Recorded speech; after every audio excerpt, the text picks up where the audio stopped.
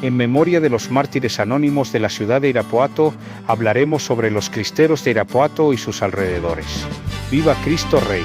Como sabemos, México en la primera mitad del siglo XX estuvo convulsionado por guerras civiles, las cuales generaban pobreza, hambruna, rapiña y todo tipo de crímenes. Y todo esto traía una marcada línea social entre la clase alta de los ricos y la clase baja de los pobres, estos últimos con un sentido de fe profundo el cual no iban a permitir que se les negara. Después de haber pasado por la guerra de revolución, la sociedad se estaba regenerando en todos los sentidos, y entrando los años 20 el país tendría cambios que conducirían su rumbo a otro conflicto el cual es conocido como la Cristiada, que tiene como protagonistas el gobierno federal comandado por Plutarco Elías Calles y a la Iglesia Católica por el ímpetu de sus feligreses. Una de las zonas en la República que más conflictos tuvo entre la Iglesia y el Estado fue la zona Bajío, de la cual la ciudad de Irapuato no fue la excepción, ya que fue zona militar del gobierno. Hay que aclarar que la Iglesia como tal no fue partícipe de este acto de defensa de la fe de manera directa, pues desde un principio buscó mediar en relación a los feligreses y el gobierno federal. Tampoco hay que considerar que la Iglesia se hizo de la vista gorda ante esta persecución que el gobierno hacía en contra de los católicos, quienes no vieron de otra que tomar armas y defender su fe. El atrevimiento de los clérigos que defendían la fe normalmente fue la asistencia espiritual a los fieles laicos, en su mayoría campesinos o de zonas rurales, que iban a combatir a los federales. No olvidemos que este recelo del gobierno federal para con la Iglesia viene desde los tiempos de Juárez con las leyes de reforma, las cuales se fructificaron en el siglo XX con la Constitución actual. Volviendo a Irapuato, una ciudad en la cual pobladores se hacían del lado del gobierno federal o del lado de las insurgencias cristeras, o que incluso eran víctimas de ambos. Los conflictos principalmente eran en rancherías, ya que la zona centro en donde se encuentran las iglesias estaba ocupada por la milicia federal, lo cual hacía imposible el culto de los feligreses. Al ser aplicada la ley Calles en todo México, desde un inicio en Irapuato el gobierno buscó formar juntas civiles para el resguardo de los templos, pero la mayoría de los civiles se negó a participar. Toda insurrección de los llamados cristeros en Irapuato era tan pronto conocida por el gobierno, ya sea por algún infiltrado o soplón que daba informes a los militares, quienes presurosos actuaban y capturaban a quienes buscaban levantarse en armas. Los mantenían presos y con sobornos los dejaban libres o sin juicio previo los mandaban a Ciudad de México para su condena o de manera arbitraria. Los fusilaban en el hoy atrio de Catedral o a la horca en la hoy calzada de los Chinacos.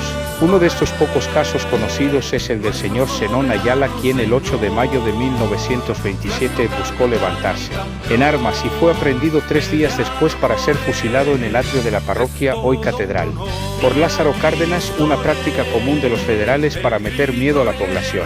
En la zona urbana de Irapuato eran difíciles los levantamientos en defensa de la fe, así que muchos preferían estar en las orillas a Irapuato, como en los municipios de Pueblo Nuevo o Cuerámaro. De hecho, en los límites con Irapuato, en el Cerro de Panales, fue hecho prisionero y martirizado el presbítero Ángel Martínez Razo. Años después en ese sitio se erigió una capilla, los Padres Mártires. Así ocurrió. El padre Ángel junto a su hermano diácono Agustín fueron aprehendidos a las 3 de la mañana del día 7 de febrero de 1928, estuvieron recluidos en la parroquia de San Antonio de Padua, a los pies de la Virgen de la Candelaria. Fueron llevados por la tarde de ese día al Cerro de Panales para proseguir su martirio y donde también los asesinaron. Ambos murieron bajo la lluvia de las balas. Murieron también como Cristo, perdonando a sus verdugos y entregándolo todo. Se entregaron a su Creador el día 7 de febrero de 1928. Al anochecer. El caso que marcó al catolicismo en Irapuato, el asesinato al padre Martín Lauers. Fue el 19 de febrero de 1933 que su muerte marcó a Irapuato por siempre, cuando después de la misa de las 6 de la mañana, un hombre de aspecto descuidado se le acercó para hablarle de un enfermo y lo apuñaló. En el atrio de la parroquia del centro, ahora conocida como la Catedral, fue asesinado a la vista de todos los feligreses el padre Martín Lauers. Su muerte está vinculada a la Guerra de los Cristeros, por la cual fue perseguido y obligado a salir del país en 1927. Construyó una capilla en el interior de su casa para celebrar misas clandestinas y enseñaba a los estudiantes del seminario en sus casas ante la persecución a sacerdotes. La vida de Padre Martín Loes fue clave para el catolicismo en Irapuato en los años 20 y 30, pues él fue el organizador de la coronación pontificia de la Virgen de la Soledad. Además, se encargó de la coronación de la Virgen del Puente de Guadalupe entre 1931 y 1932 y promovió convertir en templo la capilla de San Cayetano, que ahora es el único templo con 2 torres en Irapuato. No podemos hacer menos el caso del Padre Bernabé de Jesús Méndez Montoya, mártir de Cristo Rey en Valtierrilla, del municipio de Salamanca, ya proclamado santo.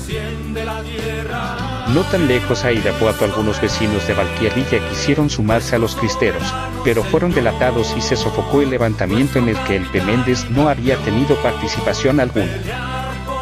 El 5 de febrero de 1928 entraron las fuerzas federales para sofocar un pequeño grupo de cristeros y se dirigieron luego a la casa donde se ocultaba el P. Jesús, quien trató de salvar un copón con hostias consagradas. Descubierto por los soldados, les pidió un momento para consumir el Santísimo Sacramento y le fue concedido. Después, con dulzura, se dirigió a una de sus hermanas y le dijo: «Es la voluntad de Dios. Que se haga su voluntad». La tropa lo llevó cerca de la plaza, lo sentaron en un tronco y comenzaron a dispararle, aunque ningún disparo hizo blanco. Entonces el oficial lo puso de pie, lo registraron de nuevo quitándole su crucifijo y medallas, y le dispararon hasta que cayó muerto.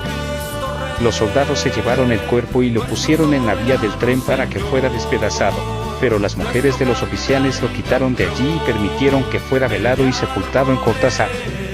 El sacerdote, que aprovechó sus conocimientos humanos y su ciencia de Dios para hacer amar a Jesucristo, con su sangre proclamó su gran amor a Cristo Rey. Honremos pues la memoria de todos aquellos mártires de Cristo Rey y Santa María de Guadalupe, que no dudaron en entregar su vida, a muchos de ellos que de manera anónima no se conoce pero que en el reino de Cristo gozan de la felicidad eterna. Que su sangre siga siendo el fermento para la cristiandad en nuestras tierras, de manera particular en la diócesis de Irapuato, y que como ellos no dudamos en dar nuestra vida por el Evangelio. Viva Cristo Rey y Santa María de Guadalupe.